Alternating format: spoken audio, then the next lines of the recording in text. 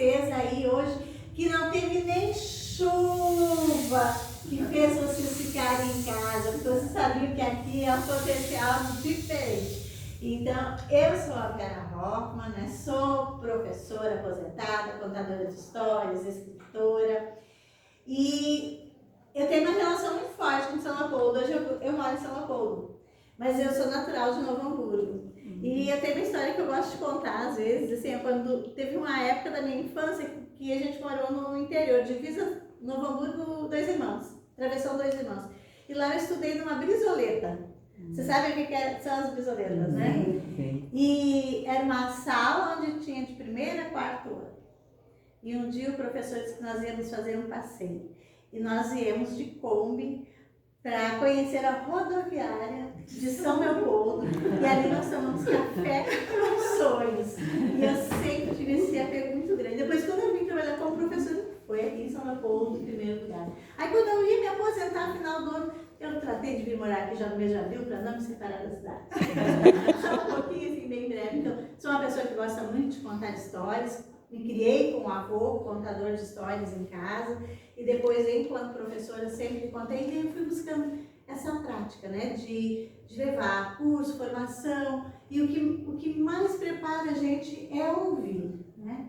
Tem um livro ali que depois eu vou mostrar para vocês também, que chama Ouvidos Dourados, do Jonas Ribeiro, porque muito que a gente vai buscando e vai construindo é ouvir do outro contar.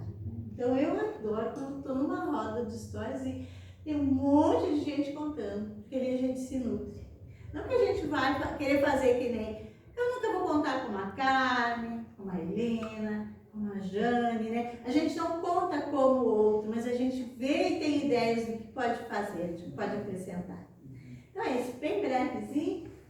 Então tá, com vocês, a minha amiga Jane. Eu sou a Jane Engel, tá? Eu sou professora também, me tornei contadora de histórias, me tornei escritora, não sou de São Leopoldo, mas escolhi São Leopoldo também para morar também por amor à cidade, né? Eu vivi 21 anos em Sapucaia, um lugar que não era meu. Quando tu te sente num lugar que não é teu, é isso aí, eu me sentia num lugar que não era meu, que não me pertencia. E quando eu casei, então eu vim morar em São Leopoldo. A minha vivência com histórias é muito com o meu pai. O meu pai, ele adorava estar numa roda de conversa e contando histórias. E ele era convidado, inclusive as pessoas viam ele e pediam para ele contar histórias. E o meu pai, ele lia muito pouco, mas ele tinha uma memória muito boa, então realmente era tudo na oralidade.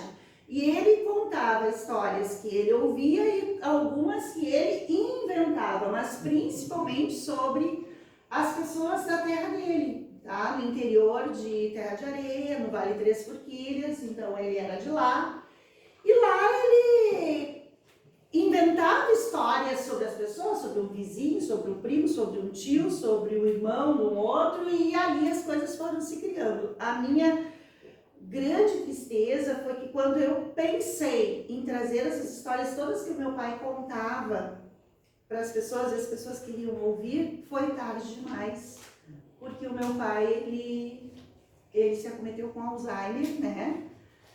Claro, ele morreu com quase 90 anos, mas a memória dele foi se esvaindo, se esvaindo, se esvaindo, até que ele não soube mais nem quem era ele mesmo.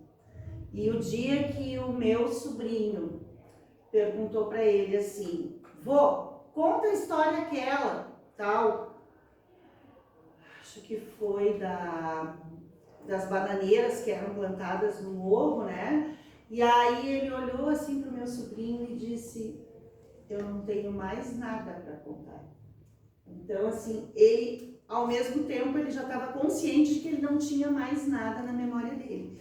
E aí foi que surgiu este livro aqui, Vó Dora e a Fada das Histórias, que eu escrevi junto, após o falecimento da minha mãe.